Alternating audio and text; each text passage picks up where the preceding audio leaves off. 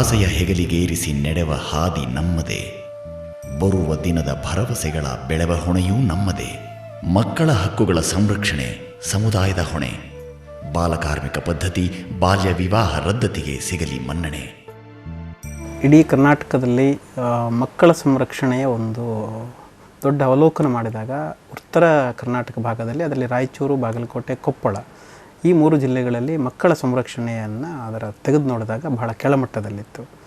ಇದನ್ನು ಮೇಲ್ಮಟ್ಟಕ್ಕೆ ತರಬೇಕು ಅನ್ನುವ ಹಿನ್ನೆಲೆಯಲ್ಲಿ ಕರ್ನಾಟಕ ಸರ್ಕಾರದಲ್ಲಿ ಎಲ್ಲ ಇಲಾಖೆ ಮತ್ತು ಯುನಿಸೆಫ್ ಮತ್ತು ಹಲವಾರು ಸಂಘ ಸಂಸ್ಥೆಗಳ ಒಂದು ಸಭೆ ನಡೆದಾಗ ಕರ್ನಾಟಕ ಸರ್ಕಾರದ ಕಾರ್ಯದರ್ಶಿಯವರು ಮತ್ತು ಉಳಿದ ಇಲಾಖೆ ಕಾರ್ಯದರ್ಶಿಗಳು ಒಂದು ಕೋರಿಕೆ ಏನುತ್ತೆ ಅಂದರೆ, ಯುನಿಸೆಫಿನ ಎಲ್ಲ ಏನು ಯೋಜನೆಗಳಿದ್ದಾವೆ ನೀವು ಅದನ್ನು ಉತ್ತರ ಕರ್ನಾಟಕದಲ್ಲಿ ಅನುಷ್ಠಾನ ಮಾಡಿ ಅದನ್ನೊಂದು ಮಾದರಿಯಾಗಿ ಮಾಡಿಕೊಡಿ. ಅದನ್ನು ಸರ್ಕಾರ ಮುಂದಿನ ದಿನಗಳಲ್ಲಿ ತನ್ನ ಎಲ್ಲ ಯೋಜನೆಗಳಲ್ಲಿ ಅದನ್ನು ಅನುಷ್ಠಾನ ಮಾಡಲಿಕ್ಕೆ ಕಟಿಬದ್ಧ ಅನ್ನುವಂಥ ಹಿನ್ನೆಲೆಯಲ್ಲಿ ಈ ಯೋಜನೆ ರಾಯಚೂರಿಗೆ ಬಂತು. ರಾಯಚೂರಿನ ಹಿನ್ನೆಲೆ ಯಾಕೆ ಅಂತ ಹೇಳಿದರೆ, ರಾಯಚೂರಿನಲ್ಲಿ ಹಲವಾರು ಸಮಸ್ಯೆಗಳು ಇರುವುದರ ಜೊತೆಗೆ ಹ್ಯೂಮನ್ ಡೆವಲಪ್ಮೆಂಟ್ ಮಾನವ ಅಭಿವೃದ್ಧಿ ವರದಿ ಏನಿದೆ ಅದರಲ್ಲಿ ರಾಯಚೂರು ಒಂದಷ್ಟು ಕೆಳಮಟ್ಟದಲ್ಲಿದ್ದ ಕಾರಣ ಮಕ್ಕಳ ಸಂರಕ್ಷಣೆಯನ್ನು ಮೇಲೆತ್ತಬೇಕು. ಅದನ್ನು ಮೇಲೆತ್ತಿದರೆ ಇಡೀ ರಾಯಚೂರು ಅಭಿವೃದ್ಧಿಯ ಸೂಚ್ಯಂಕಗಳಲ್ಲಿ ಅದು ಮೇಲೆ ಕಾಣಲಿಕ್ಕೆ ಸಾಧ್ಯ ಅನ್ನೋ ಹಿನ್ನೆಲೆಯಲ್ಲಿ ಯುನಿಸೆಫ್ ಒಂದು ಯೋಜನೆಯನ್ನು ತಯಾರು ಮಾಡಿ ಕರ್ನಾಟಕ ಸರ್ಕಾರ ಕೊಟ್ಟಾಗ ಕರ್ನಾಟಕ ಸರ್ಕಾರ ಅದನ್ನು ಒಪ್ಪಿ ರಾಯಚೂರಲ್ಲಿ 3 ವರ್ಷಗಳ ಈ ಒಂದು ಮಾದರಿ ಯೋಜನೆಯನ್ನು ಅನುಷ್ಠಾನ ಮಾಡೋಕ್ಕೆ ಮುಂದೆ ಬಂದಿದೆ. ನಾವು ಕೆಲಸ ಮಾಡಿದರೆ ಕೂಲಿ ಹೋದರೆ ಕೂಳು ಇಲ್ಲಾಂದ್ರೆ ಇಲ್ಲ. ಸಿಡಿಸಿಗೆ ಅಲ್ಲಿಗೆ ಇಲ್ಲಿಗೆ ಕೂಲಿ ಹೋದಲ್ಲಿಗೆ ಓದ್ತಿದ್ಲ, ಹತ್ತಿ ಬಿಡ್ಸಕ್ಕೆ, ಸಿಡಿಸಿ ಹೂವು ಬಿಡ್ಸಕ್ಕೆ. ಅಲ್ಲಿ ಹೋದಲ್ಲಿದ್ದ ಸ್ವಲ್ಪ ಕಣ್ಣು ಕೆಂಪಗಾಗೋದು, ಕಣ್ಣು ಕೆಂಪಗಾಗ್ತಿದ್ವು, ಕೈಯೆಲ್ಲ ಒಂಥರ ಆಗ್ತಿದ್ವು ಸರ್, ಎಲ್ಲ ಕೂದಲು ಕೆಂಪಗಾಗ್ತಿದ್ವು ಸರ್. ಅವರೇನೋ ಒಂದು ಕ್ಷಣಿಕ ಅಥವಾ ಒಂದು ಸದ್ಯದ ಒಂದು ಲಾಭಕ್ಕಾಗಿ ಆ ಮಕ್ಕಳನ್ನು ಕೆಲಸಕ್ಕೆ ಕಳಿಸೋದು. ಮಕ್ಕಳಿಗೆ ಶಾಲೆ ಕಳಿಸ್ಬೇಕು ಬಡತನ ಅಂತ ಬರೋದೇ ಇಲ್ಲ ಇಲ್ಲಿ. ಈಗಾಗಲೇ ಆ ಕುಟುಂಬದಲ್ಲಿ ಸಹಿತ ಪಾಲಕರು ಓದಿಲ್ಲ, ಬರಹ ಮಾಡಿಲ್ಲ, ಅವರು ಅದ್ರ ಬಗ್ಗೆ ಗೊತ್ತೇ ಇಲ್ಲ. ಹೀಗಾಗಿ ನಮ್ಮ ಥರನೇ ಮಕ್ಕಳ ಸಹಿತ ಕೂಲಿ ಕೆಲಸಕ್ಕೆ ಹೋಗ್ಬೇಕಂತ ಭಾವನೆ ಇಟ್ಕೊಂಡು ಜನ ಭಾಳ ಜನ ಇದ್ದಾರೆ. ಈಗ ನೀವಂತೂ ಕೂಲಿ ಮಾಡಕತ್ತೀರಿ, ಈಗ ನಿಮ್ಮ ಮಕ್ಕಳನ್ನು ಕೂಲಿಗೆ ಹಚ್ಚಿದರೆ ಮುಂದೆ ಅವ್ರನ್ನೂ ಕೂಲಿಗೆ ಹೋಗ್ತಾರೆ ಹೊರತು ಯಾರೋ ದೊಡ್ಡವರಾಗಿ ಅಟ್ಲೀಸ್ಟ್ ಒಂದು ಓದಿ ಒಂದು ಒಳ್ಳೆ ಕೆಲಸಕ್ಕೆ ಹೋಗಿ ಇದು ಮಾಡಲ್ಲ ಅಂತ ಅವ್ರು ತಿಳಿಸಿ ಹೇಳಿದಾಗ, ಅಲ್ರಿ ನಮಗೆ ಸಾಲಿಲ್ಲ, ನಮ್ಮ ಮಗನ ಸಾಲ ಇರಬೇಕಂತ ಆಸೆ. ರೊಕ್ಕ ಬರ್ತಾವೆ ಹೋಗ್ತಾವೆ, ಸಾಲಿ ಬರ್ತದೇನು ರೀ. ದೊಡ್ಡ ಸವಾಲಂತ ಕೇಳಿದರೆ ಎಜುಕೇಷನ್ ಲಿಟ್ರಸಿ ರೇಟ್ ಕಡಿಮೆ ಇರ್ತದೆ, ಎಕನಾಮಿಕ್ ಡೆವಲಪ್ಮೆಂಟ್ ಕಡಿಮೆ ಇಲ್ಲಿ. ಇದೆಲ್ಲ ದೊಡ್ಡ ಸವಾಲು, ಅದೆಲ್ಲ 1-2 ದಿನಗಳಲ್ಲಿ ಸಾಲ್ವ್ ಮಾಡೋಕ್ಕಾಗಲ್ಲ. ಮೊದಲು ಜ್ಞಾನದ ಅರಿವು ಆಗಬೇಕು ನಮಗೆ. ಜ್ಞಾನದ ಅರಿವು ಆದ ನಂತರ ಪ್ರತಿಯೊಬ್ಬ ವ್ಯಕ್ತಿ ಕೂಡ ಇದು ಸರಿ ಇದು ತಪ್ಪು ಅನ್ನುವಂತಹ ತಿಳುವಳಿಕೆ ಆ ವ್ಯಕ್ತಿಯ ಮೇಲೆ, ಆ ಬಾಲಕನ ಮೇಲೆ ಪರಿಣಾಮ ಬೀರಿ ನಾನು ಇದು ಮಾಡಬೇಕು ಇದು ಮಾಡಬಾರದು ಅನ್ನುವಂತಹ ಅರಿವನ್ನು ಮಕ್ಕಳಲ್ಲಿ ಬೆಳೆಸಿದಾಗ, ಅಂದರೆ ತಂದೆ ತಾಯಿಗಳ ಮೊದಲ ಕರ್ತವ್ಯ ಅದು. 6-14 ವರ್ಷದ ಯಾವುದೇ ಮಗು ಶಾಲೆಯಿಂದ ಹೊರಗುಳಿದೆ ಎಲ್ಲ ಮಕ್ಕಳು ದಾಖಲಾಗುವ ನಿಟ್ಟಿನಲ್ಲಿ ಜಿಲ್ಲಾಡಳಿತ, ಯುನಿಸೆಫ್ ಮಕ್ಕಳ ಸಂರಕ್ಷಣಾ ಯೋಜನೆ ಇದು ನಮಗೆ ತುಂಬ ಸಹಕಾರಿಯಾಗಿದೆ. ಅಲಸಸ್ಯ ಕುತೋ ವಿದ್ಯೆ ಅವಿದ್ಯಸ್ಯ ಕುತೋ ಧನಂ. ನಾವು ಧನವನ್ನು ಸಂಪಾದನೆ ಮಾಡಬೇಕಾದ್ರೆ ವಿದ್ಯೆಯಿಂದ ನಾವು ಒಂದು ವಿದ್ಯೆ ಕಲಿತು ಆಮೇಲೆ ವೃತ್ತಿ ಮಾಡಬೇಕು ಅಂತ. ವಿದ್ಯೆ ನಮ್ಮ ಬದುಕಿನ ಅಡಿಪಾಯ ಆಗ್ತದೆ. ಆಮೇಲೆ ಇದು ನಮ್ಮ ಜೀವನವನ್ನೇ ಒಂದು ಸನ್ಮಾರ್ಗಕ್ಕೆ ತೆಗೆದುಕೊಂಡು ಹೋಗ್ತದೆ.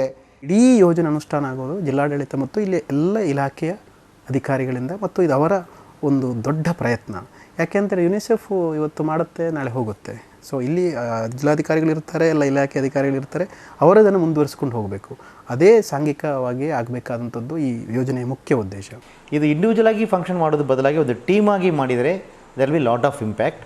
ಅದರಲ್ಲೂ ಎಲ್ಲ ಇಲಾಖೆನೂ ಒಟ್ಟುಗೂಡಿಸಬೇಕು ಎಂದು ತೀರ್ಮಾನ ಮಾಡಿ ನಾವು ಮೊದಲೇ ಹಂತದಲ್ಲಿ ಏನು ಮಾಡಿದ್ವಿ, police department, labour department, education department, ಜಿಲ್ಲಾ panchayat officials, revenue officials plus UNICEF ಇಷ್ಟು ಜನರಲ್ಲೂ ಕೂಡ ಒಂದು ತಂಡವನ್ನು ಕ್ರಿಯೇಟ್ ಮಾಡಿದ್ವಿ.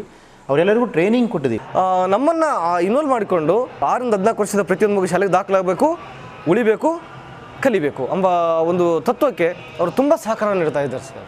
ಇವತ್ತು ಆ ಮಕ್ಕಳು ದೇಶದ ಸಂಪತ್ತು ಆಗಿರೋದ್ರಿಂದ ಆ ಸಂಪತ್ತನ್ನು ಇಮ್ಮಡಿಗೊಳಿಸುವಂಥ ಸಾಮಾಜಿಕ ಜವಾಬ್ದಾರಿ ನಮ್ಮೆಲ್ಲರ ಮೇಲೆ ಇರೋದರಿಂದ ಆ ಸಂಪತ್ತನ್ನು ಉಳಿಸಿ ಬೆಳೆಸಬೇಕು, ಅದು ಸನ್ಮಾರ್ಗದಲ್ಲಿ ಒಯ್ಯಬೇಕು ಅನ್ನುವಂಥದ್ದು.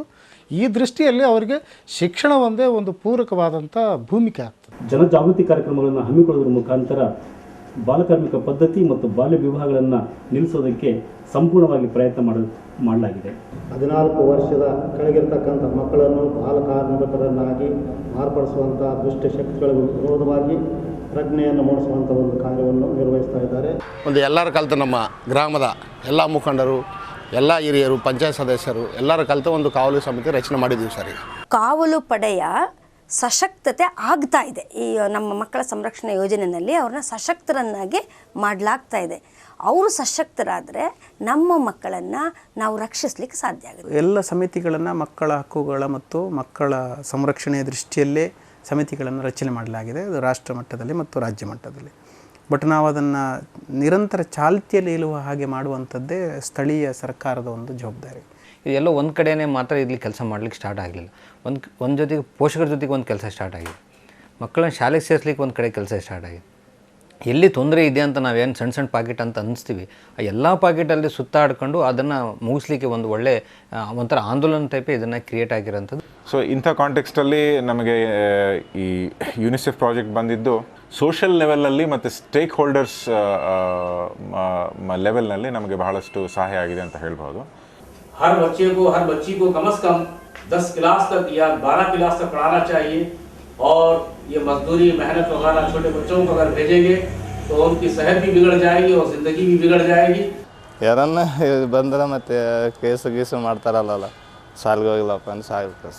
ಅವರಿಗೆ ಮಾಹಿತಿ ಇದೆ, ಅಂದರೆ ಕೆಲಸಕ್ಕೆ ಕಳಿಸಿದರೆ ಹಿಡ್ಕೊಂಡು ಹೋಗ್ತಾನೆ ಅಂತ ಒಂದು ಮಾಹಿತಿ ಇದೆ ಹೊರತು ಅದು ವೈಯಕ್ತಿಕವಾಗಿ ಕುಟುಂಬಕ್ಕೆ ಏನು ತೊಂದರೆ ಆಗುತ್ತೆ ಅನ್ನೋ ಬಗ್ಗೆ ಅವ್ರಿಗೆ ಮಾಹಿತಿ ಇರಲಿಲ್ಲ. ಅದನ್ನು ನಾವು ಮನವರಿಕೆ ಮಾಡ್ಕೊಳ್ಳೋವಂಥ ಪ್ರಯತ್ನ ಆಗ್ತಾಯಿದೆ. ಆ ಸಂಘ ಸಂಸ್ಥೆಯವರಿರ್ಬೋದು, ಸ್ಥಳೀಯರಿರ್ಬೋದು, ಪಾಲಕರಿರ್ಬೋದು, ಪಂಚಾಯತ್ ಮೆಂಬರ್ ಇರ್ಬೋದು, ಇವು ಶಾಲೆ ಮುಖ್ಯೋಪಾಧ್ಯಾಯ ಇರ್ಬೋದು, ಆ ಸಾರ್ವಜನಿಕರದೇ ನಮ್ಮದಪ್ಪ ಅಂತನ್ನುವಂಥದ್ದು ಆಗಬೇಕು. ಆಗ ಮಕ್ಕಳ ಮೇಲೆ ಆಗುವಂತಹ ದೌರ್ಜನ್ಯ ಇರಬಹುದು, ಹಿಂಸೆಗಳಿರ್ಬೋದು, ಸಂಪೂರ್ಣವಾಗಿ ನಿವಾರಣೆ ಆಗುತ್ತೆ. ಇದು ಪೂರಕವಾಗಿ ಜಿಲ್ಲಾಧಿಕಾರಿಗಳನ್ನು ತುಂಬ ಸ್ಪಂದನೆ ಮಾಡ್ತಾ ಇದ್ದಾರೆ, ಸಹಕಾರ ಕೊಡ್ತಾ ಇದ್ದಾರೆ, ಬೆಂಬಲ ಕೊಡ್ತಾ ಇದ್ದಾರೆ. ಅವರು ಈಗ ಬಾಲ್ಯ ವಿವಾಹ ನಡೀತಾ ಇರ್ಬೋದು ಅನ್ನೋ ಒಂದು ಸೂಚನೆ ಬರ್ಬೋದು ಅವ್ರಿಗೆ, ಅಥವಾ ಎಲ್ಲೋ ಒಂದು ಕಡೆ ಸಾಮೂಹಿಕ ವಿವಾಹ ನಡೀತಾ ಇದೆ, ಅಲ್ಲಿ ಕರೆದು ನಮಗೆ ಸೂಚನೆಗಳು ಕೊಡ್ತಾರೆ ಮತ್ತು ಮಾರ್ಗದರ್ಶನ ಕೊಡ್ತಾರೆ. ಪ್ರಾರಂಭದಲ್ಲಿದ್ದಂಥ ಸ್ಥಿತಿ ಈಗ ಸಾಕಷ್ಟು ಬದಲಾವಣೆ ಆಗಿದೆ. ಸೊ ಈಗ ಮಕ್ಕಳಿಗೆ ಮತ್ತು ಮಹಿಳೆಯರಿಗೆ ಸಂಬಂಧಪಟ್ಟಂತೆ ಈ ಟ್ರಾಫಿಕಿಂಗ್, ಮಾರಾಟ, ಸಾಗಣೆ ತಡೆ ಸಂಬಂಧದಂತೆ ಈ ಸಮಿತಿಗಳು ಎಲ್ಲ ಪಂಚಾಯತಿಗಳಾಗಿದ್ದಾವೆ. ಈ ಬೆಂಬಲದ ಸಕಾರಕವಾಗಿ ನಾವು ಎಲ್ಲ ಮಕ್ಕಳನ್ನು ಶಾಲೆಗೆ ತರಲಿಕ್ಕಾಯಿತು ಮತ್ತು ಟೀಚರ್ ಇನ್ವಾಲ್ವ್ಮೆಂಟ್ ಭಾಳ ಮುಖ್ಯ ಆಗಿರುತ್ತೆ. ನಾವು ಅವ್ರ ಜೊತೆ ಇದ್ದೀವಿ ಅಂದರೆ ಬೇಕಾದಷ್ಟು ವಿಷಯಗಳಲ್ಲಿ ಮಕ್ಕಳಿಗೆ ನಮ್ಮ ರಾಯಚೂರು ಜಿಲ್ಲಾ ಮಟ್ಟದಲ್ಲಿ ನಾವು ಬೇಕಾದಷ್ಟು ಪ್ರೋತ್ಸಾಹ ಕೊಡ್ಬೋದು.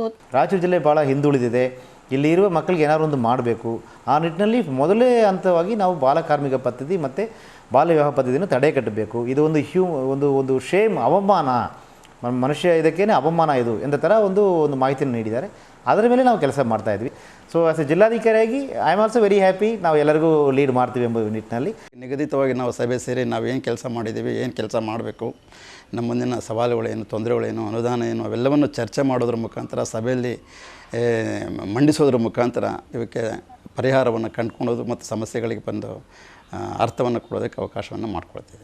ಸ್ಕೂಲ್ಗಳಿಗೆ ಓಪನ್ ಹೌಸ್ ಅಂತೇಳಿ ನಾವೇ ಅಲ್ಲಿಗೆ ಹೋಗಿ ಅವರಿಗೆ ಮಕ್ಕಳಿಗೆ ತಿಳುವಳಿಕೆ ಹೇಳಿ, ಶಾಲೆಯಲ್ಲಿ ಶಿಕ್ಷಕರಿಗೆ ಒಂದಿಗೆ ತಿಳುವಳಿಕೆ ಹೇಳಿ, ಈ ರೀತಿ ನೀವು ಶಾಲೆ ತಪ್ಪಿಸಬಾರ್ದು, ಕೆಲಸಕ್ಕೆ ಹೋಗಬಾರ್ದು, ನೀವು 14 ವರ್ಷ ಶಾಲೆಯಲ್ಲಿ ನೀವು ಓದಬೇಕು ಮತ್ತು 18 ವರ್ಷದ ಒಳಗೆ ಯಾವ ಹೆಣ್ಮಕ್ಳು ಮದುವೆ ಆಗಬಾರ್ದು, ಮದುವೆ ಆ ಥರ ಏನಾದರೂ ನಿಮಗೆ ಒತ್ತಡ ಇದ್ದರೆ ನಮಗೆ ತಿಳಿಸ್ತೀವಿ, ನಾವು ನಿಮಗೆ ಸಹಾಯ ಮಾಡ್ತೀವಿ. ರಾಜಕಾರಣಿಗಳು ತಮ್ಮ ಇಚ್ಛಾಶಕ್ತಿಯನ್ನು ಏನು ಹೊಂದಿರ್ತಾರೆ ಅದನ್ನು ಸದುಪಯೋಗ ಮಾಡಿಕೊಂಡು ಎಲ್ಲ ಹಂತಗಳಲ್ಲಿ ಗ್ರಾಮೀಣ ಭಾಗಗಳಲ್ಲಿ ಮಕ್ಕಳು ಶಾಲೆಗೆ ಬಿಡಲಾರ್ದ ಹಾಗೆ ನೋಡ್ಕೊಂಡು ಹೋಗ್ತಕ್ಕಂತಹ ಒಂದು ಮನೋಭೂಮಿಕೆಯನ್ನು ಅವ್ರು ಬೆಳೆಸ್ಕೋಬೇಕು. ಏನು ಜಿಲ್ಲಾಧಿಕಾರಿಗಳು ಮತ್ತು ಇಲ್ಲಿ ಯುನಿಸೆಫ್ಯ ಏನು ಮಕ್ಕಳ ಸಂರಕ್ಷಣಾಧಿಕಾರಿಗಳು ಖಂಡಿತವಾಗೂ ಆ ನಿಟ್ಟಿನಲ್ಲಿ ಅವರು ಒಳ್ಳೆಯ ದಿಕ್ಕಿನಲ್ಲಿ ಅವರು ಹೋಗ್ತಾ ಇದ್ದಾರೆ. ಇದಕ್ಕೆ ನಾವೆಲ್ಲರೂ ಕೂಡ ವಿಶೇಷವಾಗಿ ಜನಪ್ರತಿನಿಧಿಗಳು ಕೋಆಪರೇಷನ್ ಇದೆ, ಇದು ನಿಮಗೆ ಸಂಬಂಧ ಇಲ್ಲ ಅನ್ನುವಂಥ ಇದರಲ್ಲಿ ಇಲ್ಲ. ಬಾಲಕಾರ್ಮಿಕ ಪದ್ಧತಿಗೆ ಬಾಲಕಾರ್ಮಿಕ ಪದ್ಧತಿಗೆ ಧಿಕ್ಕಾರ, ಬಾಲಕಾರ್ಮಿಕ ಪದ್ಧತಿಗೆ ಧಿಕ್ಕಾರ. ಬೇಡ ಬೇಡ ಹೋಟ್ಲಲ್ಲಿ ಅದರಲ್ಲಿ ಗ್ಯಾರೇಜ್ನಲ್ಲಿ ಕೆಲಸ ಮಾಡ್ತಾರೆ ಮಕ್ಕಳಿಗೆ, ಅವ್ರಿಗೂ ಕೆಲವೊಂದು ಭಾಳ ದಂಡ ಆಗಿದೆ, 20,000 ದಂಡ ಹಾಕಿದ್ದಾರೆ.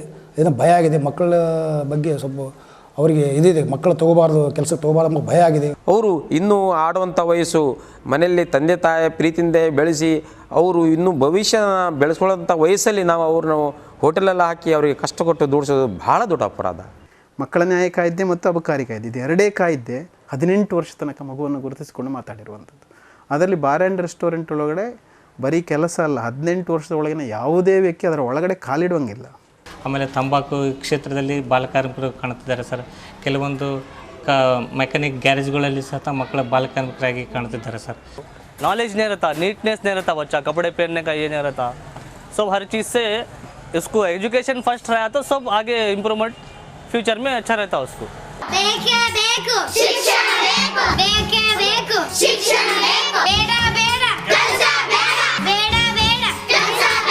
ನಾವೊಂದು ಹಳ್ಳಿಗೆ ಹೋದಾಗ ಬಾಲಕಾರ್ಮಿಕ ಪದ್ಧತಿ ನೀವು ಸ್ಟಿಕ್ಕರ್ ಅಂಟಿಸಿದ್ರಲ್ಲ, ಅವರು ನಮ್ಮ ಗುರುತಿಸುವಿಕೆ ಪ್ರಬಲ ಆಯಿತು.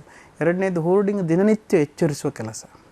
ಆಮೇಲೆ ಕರಪತ್ರಗಳು ಏನಾಗ್ತದೆ, ಸ್ವಲ್ಪ ಓದಲಿಕ್ಕೆ ಬರೋದವರು ನಿರಂತರವಾಗಿ ಅವರ ಮನೆಗಳಲ್ಲಿ ಒಂದಷ್ಟು ದಿನಗಳ ಕಾಲ ಓಡಾಡ್ತಾ ಇದ್ದರೆ ಅವು ಬಹಳ ನಮಗೆ ಸಹಕಾರಿಯಾಗ್ತದೆ. ಆಮೇಲೆ ನಮ್ಮ ಗೋಡೆ ಬರಹಗಳು ಏನು ಮಾಡ್ತವೆ ಅಂತ ಹೇಳಿದರೆ, ದಿನನಿತ್ಯ ಅಲ್ಲಿರತಕ್ಕಂಥ ಹೋಗುವವರಿಗೆ ಮತ್ತು ಇರುವವರಿಗೆ ಮತ್ತು ಗ್ರಾಮ ಪಂಚಾಯತಿಗೆ ಎಲ್ಲೋ ಒಂದು ಕಡೆ ನಾನು ಇದರ ಜವಾಬ್ದಾರಿ ಇದೆ ಅಂತೇಳಿ ಎಚ್ಚರಿಸುವ ಕೆಲಸ, ಗುರುತಿಸುವ ಕೆಲಸ, ನಿರಂತರ ಅವರನ್ನು ಮಾತನಾಡಿಸುವ ಕೆಲಸವನ್ನು ಇವೆಲ್ಲವೂ ಮಾಡ್ತೀವಿ. ಇದು ಮಾಡಲಿಕ್ಕೆ ಬಾಗಿದೆ. ಅದು ಗೋಡೆ ಬರಹ ಅಲ್ಲಿಂದ ಕೆಲವೊಂದು ಓದಿದವರು ಒಂದು 4ನೇ ಕ್ಲಾಸ್ 5ನೇ ಕ್ಲಾಸ್ ಅಂತ ಓದಿ ಬಿಟ್ಟಿರ್ತಾರೆ, ಅಂಥವ್ರು ಸತ್ಯ ಅದರಲ್ಲಿಂದ ಮಾಹಿತಿ ತಗೊಂಡು ಜಾತ್ರೆಗಳಲ್ಲಾಗ್ಬೋದು ಅಥವಾ ಎಲ್ಲೆಲ್ಲಿ ಜನ ಸೇರ್ತಾರೆ ಅಂಥ ಕಡೆಯಲ್ಲೆಲ್ಲ ನಮ್ಮದೇ ಇಲಾಖೆಯಿಂದ ವಸ್ತು ಪ್ರದರ್ಶನಗಳನ್ನು ಏರ್ಪಡಿಸೋದ್ರ ಮುಖಾಂತರ, ಚಾರ್ಟ್ಗಳನ್ನು ಏರ್ಪಡಿಸೋದ್ರ ಮುಖಾಂತರ, ಅವರ ಸ್ಲೈಡ್ಸ್ಗಳನ್ನು ಏರ್ಪಡಿಸೋದ್ರ ಮುಖಾಂತರ ಒಂದು ಅರಿವನ್ನು ಮೂಡಿಸ್ತಕ್ಕಂಥ ಕೆಲಸ ಖಂಡಿತ ಆಗ್ತಾಯಿದೆ.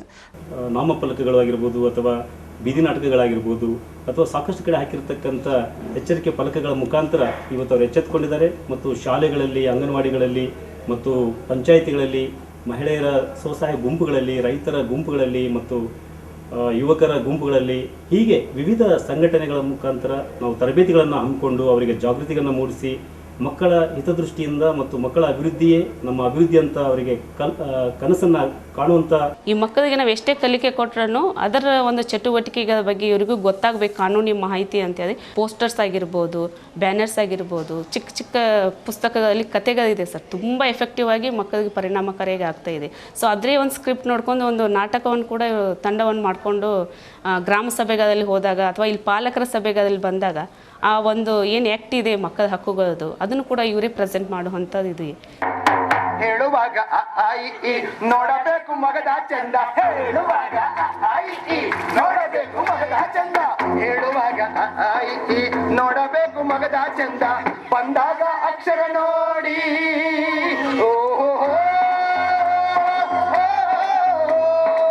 ये स्टिकर गवर्नमेंट से अप्रूव्ड स्टिकर है, ये बच्चों को काम नहीं रखना, बच्चों को ये फ्यूचर ख़राब हो जाता बोल के इसको रखने से क्या है 1 साल की सज़ा, 20,000 रुपये ಫೈನ್ है इसको.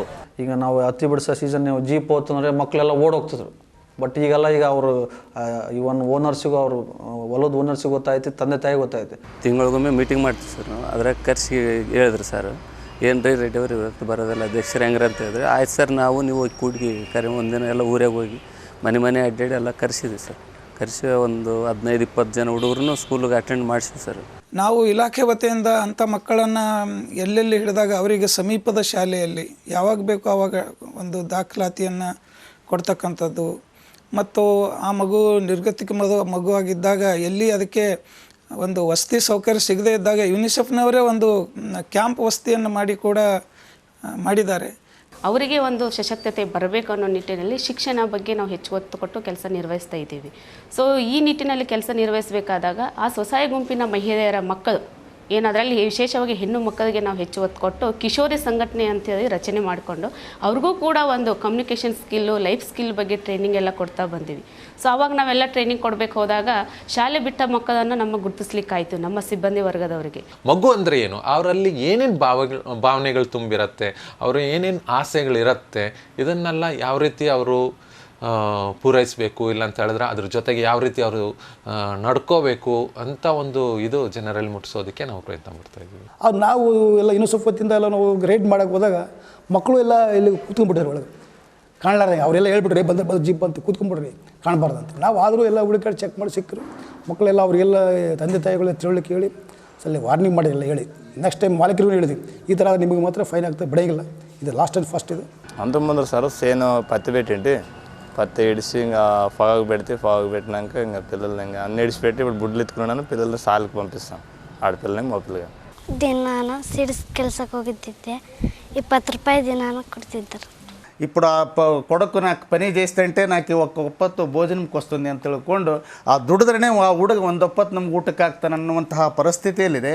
ಅವರನ್ನು ಒಂದು ಆರ್ಥಿಕ ಪರಿಸ್ಥಿತಿಯಿಂದ ಮೇಲೆತ್ತುವ ಜೊತೆಯಲ್ಲಿ ಕೂಡ ಆ ಮಕ್ಕಳನ್ನು ಕೂಡ ಮೇಲೆತ್ತುವಂತಹ ಕಾರ್ಯ ಇವತ್ತು ಸಮಾಜ ಮಾಡ್ತಾ ಇದೆ, ಜೊತೆಯಲ್ಲಿ ಕೂಡ ನಮ್ಮ ಯುನಿಸೆಫ್ ತಂಡ ಕೂಡ ಮಾಡ್ತಾ ಇದೆ ಅನ್ನುವಂತಹ ಮಾತನ್ನು ನಾವು ಸಾಂಕೇತಿಕವಾಗಿ ಹೇಳಬೇಕಾಗ್ತದೆ. ಶಾಲೆಯ ಒಂದು ಪರಿಸರ ಮನಸ್ಸಿಗೆ ಉಲ್ಲಾಸವನ್ನು ಕೊಡ್ತಕ್ಕಂಥದ್ದು ನಿರ್ಮಾಣವನ್ನು ನಾವು ಮಾಡಬೇಕಾಗ್ತದೆ. ಆಪಲ್, ದ್ರಾಕ್ಷಿ, ಮೋಸಂಬಿ, ಹೋಳಿಗೆ, ಜಿಲೇಬಿ, ಜಾಂಗೀರ್, ಕಲ್ಲು.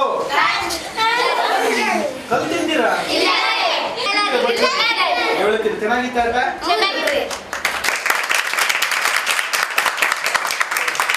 ಹೇಗಿತ್ತಾಟ? ಏನರ್ಥ ಆಯ್ತು ಆಟದಲ್ಲಿ? ಏನಾಯ್ತು ಆಟದಲ್ಲಿ?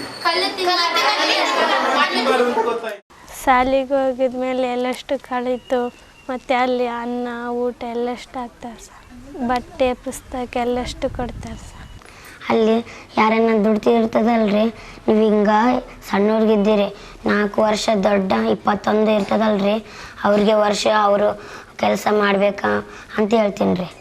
ಅವ್ರು ಸಣ್ಣ ಹುಡುಗರೆಲ್ಲ ಅಂಗಡಿವನ್ ಶಾಲೆಗೆ ಮತ್ತು KGB ಶಾಲೆಗೆ ಯಾವ್ಯಾವ ಶಾಲೆಗೆ ಕಳಿಸ್ತೀನಿ. ನಾನೊಬ್ಬ ಹುಡುಗಿ, ನಾನು ನನ್ನ ಫ್ರೆಂಡನ್ನು ಶಾಲೆಗೆ ಕರೆತಂದಿದ್ದೀನಿ ಅನ್ನುವಂಥದ್ದು, ಶಿಕ್ಷಕರು ಮಾಡಲಾರ್ದ ಕೆಲಸ ನಾನು ಮಾಡಿದ್ದೀನಿ ಅನ್ನುವಂಥ ಹೆಮ್ಮೆ ಆ ಮಗುನ ಹತ್ರ. ಅವ್ರು ಮಾತಾಡುವಾಗ ನಮಗೆ ನೋಡಿದರೆ ಬಹಳ ಸಂತೋಷ ಆಗ್ತದೆ. 1600 ಮಕ್ಕಳು ನಾವು ಶಾಲೆಗೆ ಸೇರಿಸಿದ್ವಿ ನಮಗಾಗಲೇ ಸಂಸ್ಥೆ ಕಡೆಯಿಂದ. ಅದರಲ್ಲಿ ನಮಗೆ ಖುಷಿ ತರುವಂತೇನೆಂದರೆ 2 ಮಕ್ಕಳು ತುಂಬ ಒಳ್ಳೆಯ ಒಂದು ಪ್ರತಿಭೆಯನ್ನು ನಾವು ಗುರುತಿಸ್ಕೊಂಡು, ಒಂದು ಹೊರದೇಶಕ್ಕೆ ಹೋಗಿರುವಂಥ ಮಗು ನಮ್ಮಲ್ಲಿದೆ. ಈಗ ಲಕ್ಸಂಬರ್ಗ್ಗೆ ಹೋಗಿರುವಂಥ ಮಗುನ ನಮ್ಮದು ಸಂಸ್ಥೆ ಹೋಗಿದ್ದ ಒಂದು ಮಗು. ಈಗಾಗಲೇ 2ನೇ ಮಗು ಈಗಾಗಲೇ ನಮ್ಮ ಇಂಜಿನಿಯರ್ ಮಟ್ಟಿಗೆ ಹೋದಂಥ ಮಕ್ಕಳು ನಮ್ಮ ಶಾಲೆಯಿಂದ ಹೋಗಿದ್ದಾರೆ. ಸೊ ಇದನ್ನು ಬಹಳಷ್ಟು ಪಾಲಕರನ್ನು ಮನವರಿಕೆ ಮಾಡಿ ಹೇಳಿದಾಗ ತುಂಬ ಆಸಕ್ತಿಯಿಂದ ಮಕ್ಕಳನ್ನು ಕಲಿಸುವಂಥ ಪ್ರಕ್ರಿಯೆ ಸ್ಟಾರ್ಟ್ ಆಗಿದೆ, ಪ್ರಾರಂಭ ಆಗಿದೆ. ಆ ಮಕ್ಕಳು ಮತ್ತೆ ಶಾಲೆ ಬಿಡಲಾರ್ದಾಗೆ ನೋಡ್ಕೊಂಡ್ಬಿಟ್ರೆ ಅದೇ ಒಂದು ದೊಡ್ಡ ಒಂದು ಕರ್ತವ್ಯ ನಿಭಾಯಿಸಿದಾಗೆ. SDMC ಕಡೆಯಿಂದ ತಿಂಗಳಿಗೆ ಒಂದು ಸಲ ಮೀಟಿಂಗನ್ನು ಕರಿತೀವಿ ರೀ. ಮೀಟಿಂಗ್ ಕರೆದು ಅದರಲ್ಲಿ ನಮ್ಮ ಮುಖ್ಯ ಗುರುಗಳ ಕಡೆಯಿಂದ ಶಾಲೆ ಮಕ್ಕಳು ಯಾರ್ಯಾರು ಬಂದಿಲ್ಲ, ಯಾರು ಬಂದಿದ್ದಾರೆ ಎಲ್ಲ ನೋಡಿಕೊಂಡು ಅವರ ಹೆಸರನ್ನು ನಮಗೆ ನೋಂದಾಯಿಸಿದಾಗ ನಾವು ಅವರ ಮನೆಗೆ ಹೋಗಿ ಶಾಲೆ ಬಿಟ್ಟ ಮಕ್ಕಳನ್ನು ಕರೆತಂದು ಸ್ಕೂಲಿಗೆ ಇದು ಮಾಡ್ತೀವಿ ಸರ್. ನಮ್ಗೆ ಕಲಿಬೇಕಂತ ಆಸೆ ಇತ್ತು, ಆದರೆ ನಮ್ಮ ಅಪ್ಪ ನಮ್ಮಮ್ಮ ಬ್ಯಾಡ ಅಂತಿದ್ರು, ಕೂಲಿ ಹೋಗ್ಬೇಕಂತಿದ್ರೆ ನಾವು ಹೋಗ್ಬೇಕು, ನಾವು ಶಾಲೆ ಕಲಿಬೇಕಂತ ನಾವು ಬಂದೀವಿ ರೀ. SDMC ತರಬೇತಿಯಲ್ಲಿ ಮಾತಾಡಬೇಕಾದ್ರೆ SDMC ಸದಸ್ಯರೇ ಹಂಚ್ಕೊಂಡ್ರು. ನನಗೆ ಹೇಳಿದರು ಮಕ್ಕಳು ಮದುವೆ ಮಾಡಬೇಡಿ ಅಂತ. ನನ್ನ ಮಗಳಿಗೆ ಮದುವೆ ಮಾಡಿದೆ, ಅವಳಿಗೆ 13 ವರ್ಷಕ್ಕೆ ಮದುವೆ ಮಾಡಿದೆ. ಮದುವೆ ಆದ ತಕ್ಷಣ ಡೆಲಿವರಿ ಟೈಮಲ್ಲಿ ಮಗು ಸತ್ತೋಯ್ತು. ನನ್ನ ಮಗಳು ಅನಾರೋಗ್ಯ ಇದೆ, ಅವಳಿಗೆ ಕಾಯಿಲೆ ಇದೆ. ಸುಮಾರು ನಾನು ಮದುವೆಗೆ ನಾನು ಆಸೆಪಟ್ಟು 15-20 ಸಾವಿರದಲ್ಲಿ ಮದುವೆ ಮುಗಿಸ್ದೆ. ಅವಳ ಹಾಸ್ಪಿಟ್ಲಿಗೆ ಖರ್ಚಿಗೆ ನಾನು 1.5 ಲಕ್ಷ ಖರ್ಚು ಮಾಡಿದ್ದೀನಿ. ಅದನ್ನು ಅವರು ಶೇರ್ ಮಾಡಿದರು. ಆ ರೀತಿಯಾದಂಥ ಉದಾಹರಣೆಗಳನ್ನು ನಾವು ಜನರಿಗೆ ತಲುಪಿಸ್ತಾ ಇದ್ದೀವಿ. ಮತ್ತು ಕೆಲವರು ಏನು ಪಾರಂಪರಿಕವಾಗಿ ಬಂದಿರುವಂಥ ಏನು ಮೂಢನಂಬಿಕೆಗಳ ಮೂಲಕ ಕೂಡ ಇವತ್ತು ಬಾಲ್ಯ ವಿವಾಹ ಪದ್ಧತಿಗಳನ್ನು ನಾವು ಮಾಡ್ಕೊಂಡು ಹೋಗಿರುವಂಥದ್ದು ಕೂಡ ಇದರ ಮುಖಾಂತರ ನಾವು ಅವೇರ್ನೆಸ್ ಕೊಟ್ಟಿದ್ದೀವಿ ಜನರಿಗೆ. ಈಗ ಎಲ್ಲ ಜನರಿಗೂ ಎಲ್ಲೇ ನಮಗೆ ಸಾಮೂಹಿಕ ಮದುವೆ ಆಗಲಿ ನಮ್ಮ ಟೀಮಲ್ಲಿ ಇರ್ತದೆ. ಸ್ಪಷ್ಟವಾಗಿ ಸರ್ಟಿಫಿಕೇಟ್ ಚೆಕ್ ಮಾಡ್ತೀವಿ, ಡಾಕ್ಟ್ರ್ ಇಟ್ಕೊಂಡು ಏಜ್ ಚೆಕ್ ಮಾಡ್ತೀವಿ, ನಮಗೆ ಡೌಟ್ ಇದ್ದಾಗ ಪೊಲೀಸ್ ಇಟ್ಕೊಂಡು ವಿಚಾರಣೆ ಮಾಡ್ತೀವಿ. ಇದೆಲ್ಲ ಮಾಡೋದರಿಂದ ನಮ್ಮ ಕಣ್ಣಿನಿಂದ ಅವ್ರು ತಪ್ಪಿಕೊಂಡು ಹೋಗಲಿಕ್ಕೆ ಆಗಲ್ಲ.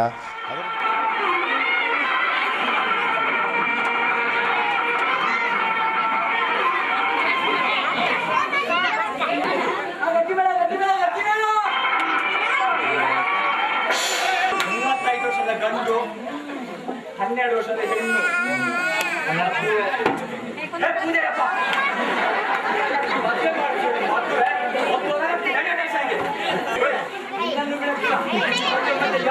ನಾವು 5,000 ಮದುವೆ ಮಾಡೋದು ಮುಖ್ಯ ಅಲ್ಲ.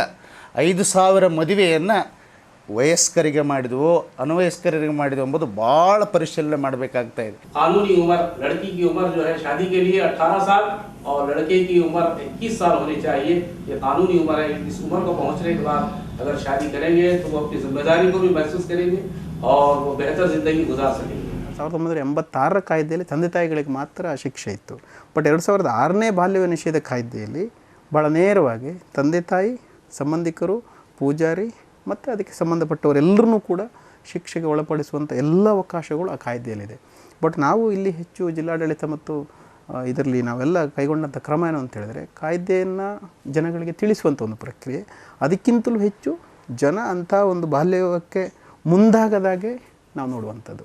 ಅದು ಎಲ್ಲೋ ಒಂದು ಕಡೆ ಬಾಲ್ಯ ಆಗ್ತಿರುವ ಹೋಗಿ ನಿಲ್ಲಿಸಿ ಅದನ್ನು ಅಲ್ಲಿ ಇಮೋಷ್ನಲ್ ಮಾಡೋದಕ್ಕಿಂತಲೂ ಹೆಚ್ಚು ಯಾವುದೇ ಕುಟುಂಬಗಳು 18 ವರ್ಷ ತನಕ ಯಾವುದೇ ಹುಡುಗಿ ಮದುವೆಗೆ ಹೋಗದಾಗ ಮಾಡುವಂಥದ್ದೇ ನಮ್ಮ ಮುಂದಿರುವಂಥ ದೊಡ್ಡ ಸವಾಲು ಮತ್ತು ನಮ್ಮ ದೊಡ್ಡ ಕೆಲಸಗಳು ಅದು ಆಗಬೇಕಾಗಿದೆ. ನಾವು ಎಲ್ಲೆಲ್ಲಿ ಬಾಲ್ಯ ವಿವಾಹ ಪದ್ಧತಿ ನಡೀತದೆ ಅಲ್ಲಿ ಹೋಗ್ತೀವಿ, ಅವರಿಗೆ ತಿಳುವಳಿಕೆಯನ್ನು ನೀಡ್ತೀವಿ. ಸಾಕಷ್ಟು ಸಲ ಮತ್ತು ಅವ್ರು ಮುಂದುವರಿಬಾರ್ದು ಅಂತ ಅವ್ರ ಭಯಕ್ಕಾಗಿ ಅವ್ರ ಕಡೆಯಿಂದ ನಾವು ಮುಚ್ಚಳಿಕೆಯನ್ನು ಬರ್ಕೊಳ್ತೀವಿ. ಬಾಂಡ್ ಮೇಲೆ 18 ವರ್ಷ ಮುಗಿಯುವವರೆಗೂ ಅವರಿಗೆ ವಿವಾಹವನ್ನು ಮಾಡಬಾರ್ದು, ಮಾಡಿದರೆ ಇದು ಅಪರಾಧ ಆಗ್ತದೆ, ಈ ಅಪರಾಧಕ್ಕೆ ನಿಮ್ಗೆ ಇಷ್ಟು ಶಿಕ್ಷೆ ಇದೆ. ಆ ರೀತಿ ಅವ್ರು ಒಪ್ಕೊಂಡು ಹೋಗಿದ್ದಾರೆ ನಮ್ಮಲ್ಲಿ, ನಾವು ಅವ್ರ ಮೇಲೆ ನಿಗಾ ಇಟ್ಕೊಂಡಿರ್ತೀವಿ ಸರ್. ಇದು ನಿರ್ಮೂಲನೆ ಆಗಬೇಕಾದ್ರೆ ಬರೀ ಅವೇರ್ನೆಸ್ ಕೊಡೋದು, ಪ್ರಚಾರ ಕೊಡೋದು ಸಾಧ್ಯವಾಗುವುದಿಲ್ಲ. ಅದರ ಜೊತೆಗೆ ಎಂಪ್ಲಾಯ್ಮೆಂಟ್ ಆಪರ್ಚುನಿಟೀಸ್ ಕ್ರಿಯೇಟ್ ಮಾಡಬೇಕು. ಈಗ ನಾವು 97 ಮದುವೆಗಳು ತಡೆ ಕಟ್ಟಿದ್ವಿ. ಈಗ ಆ ಮಗು ಬಂದು ಸರ್ ನಾನು ಏನು ಮಾಡಲಿ ಅಂತ ಕೇಳಿ ನಾನು ಏನು ಹೇಳಬೇಕಾಗುತ್ತದೆ? ಆ ಸಂದರ್ಭದಲ್ಲಿ ನಮಗೆ ಸ್ವಯಂ ಉದ್ಯೋಗ ಕೊಟ್ಟಿದ್ದಲ್ಲಿ ಮಾತ್ರ ಸಾಧ್ಯ ಅಂತ ಗೊತ್ತಾಗಿದ ಮೇಲೆ ಸುಮಾರು ನಮ್ಮಿಂದ ಒಂದು 217 ಜನರಿಗೆ ಸ್ವಯಂ ಉದ್ಯೋಗ ಕೊಡಲಾಗಿದೆ. ಯಾರು ಪಾಲಕರ್ಮಿಕ ಪದ್ಧತಿಗೆ ಹಾಳಾಗಿದ್ದಾರೆ, ಯಾರು ಬಾಲ್ಯ ವಿವಾಹಕ್ಕೆ ಹಾಳಾಗಿದ್ದಾರೆ ಅಂಥವ್ರಿಗೆ ಟೈಲರಿಂಗ್ ಕೊಡ್ತೀವಿ, ಡ್ರೈವಿಂಗ್ ಕೊಡ್ತೀವಿ, ಕಂಪ್ಯೂಟರ್ ಟ್ರೈನಿಂಗ್ ಕೊಡ್ತೀವಿ. ಅವ್ರಿಗೆ ಯಾವುದಲ್ಲಿ ಇಚ್ಛೆ ಇದೆಯೋ ಅವರ ಚಾಯ್ಸ್ ಪ್ರಕಾರ ನಾವು ಕೊಡುವುದರಿಂದ ಖಂಡಿತವಾಗಿ ಅವ್ರ ಬದುಕಲ್ಲಿ ಒಂದು ತಮ್ಮ ಸೋಮಾನಿಂದ ಬದುಕಲಿಕ್ಕೆ ನಾವು ಅವಕಾಶ ಮಾಡಿಕೊಟ್ಟರೆ ಮಾತ್ರ ಇದು ಆಗುತ್ತದೆ. ಬಾಲ್ಯ ವಿವಾಹ ಸಣ್ಣ ಮಕ್ಕಳಿಗೆ ಏನು ಲಗ್ನ ಮಾಡ್ತಾರೆ, ಅದು ಆರೋಗ್ಯನೂ ಒಳ್ಳೆಯದಲ್ರಿ. ಅದು ಕಾನೂನುಬದ್ಧವಾಗಿ ಇದು ತಪ್ಪಾಗುತ್ತೆ, ಇದು ಮಾಡಬಾರದು ಅಂತೇಳಿ ನಾವು ಬಾಲ್ಯ ವಿವಾಹನ ತಡೆಗಟ್ಟಲು ಪ್ರಯತ್ನ ಮಾಡಿದ್ವಿ. ಈಗ ಏನು ಚೈಲ್ಡ್ ಮ್ಯಾರೇಜ್ ಅಂತ ಸಡನ್ ಗೊತ್ತಿರೋದು ನಾರ್ಮಲಿ, ಈಗ ಅರೇಂಜ್ ಆಯ್ತು ಅಂತ ಸಡನ್ನಾಗಿ ಗೊತ್ತಾಗುತ್ತೆ. ಆ ಟೈಮಲ್ಲಿ ನಾವು ಏನೇ ಇದ್ರೂ ನಾವೇ ಖುದ್ದು ರೇಡ್ ಮಾಡ್ಕೊಂಡು ಯಾರಿರ್ತಾರೆ, ಯಾರು ಇನ್ವಾಲ್ವ್ ಆಗಿರ್ತಾರೆ ಅವ್ರನ್ನ ನಾವು ಕಾನೂನು ರೀತಿ ಇದು ಮಾಡ್ತಾಯಿದ್ದೀವಿ. ಮಕ್ಕಳ ಹಕ್ಕಿನ ಉಚಿತ ಮತ್ತು ಕಡ್ಡಾಯ ಶಿಕ್ಷಣ ಕಾಯ್ದೆ 2009 ಇದು ಭಾಳ ಸ್ಪಷ್ಟವಾಗಿ ಹೇಳುತ್ತದೆ. ಹಾಗೆ ನಮಗೆಲ್ಲರಿಗೂ ಒಂದು ತಪ್ಪು ಕಲ್ಪನೆ ಇತ್ತು, ಶಿಕ್ಷಣ ಮೂಲಭೂತ ಹಕ್ಕು ಸಂವಿಧಾನ ಆದಾಗಿಂದಾಗಿಂದ. ಅದು ಖಂಡಿತವಾಗಿ ಆಗಿರಲಿಲ್ಲ. ಶಿಕ್ಷಣ ಮೂಲಭೂತ ಹಕ್ಕಾಗಿ ಸಂವಿಧಾನದಲ್ಲಿ ಆಗಿರುವಂಥದ್ದು 2003ನೇ ಇಸವಿಯಲ್ಲಿ. ಸಂವಿಧಾನದಲ್ಲಿ ಅದು ಆದಮೇಲೆ 2009ರಲ್ಲಿ ಅದಕ್ಕೊಂದು ಕಾಯ್ದೆ ಬಂತು. ಈ ಕಾಯ್ದೆ ಎಷ್ಟು ಬಲಿಷ್ಠವಾದಲ್ಲಿ ಸಣ್ಣ ಪುಟ್ಟ ಲೋಪದೋಷಗಳಿರ್ಬೋದು, ಬಟ್ ಆದರೂ ಈಗ ಎಷ್ಟು ಬಲಿಷ್ಠವಾಗಿದೆ ಅಂತೇಳಿದ್ರೆ 6 ರಿಂದ 14 ವರ್ಷಗಳನ್ನ ಎಲ್ಲ ಮಕ್ಕಳು ಶಾಲೆಯಲ್ಲಿ ಇರಬೇಕು ಅಂತ ಸ್ಪಷ್ಟವಾಗಿ ನೇರವಾಗಿ ಹೇಳಿದೆ. ಈ ಕಾನೂನು ನಾವು ಇಟ್ಟುಕೊಂಡಾಗ ಉಳಿದ ಕಾನೂನುಗಳು ಗೌಣ ಆಗಿಬಿಡ್ತದೆ.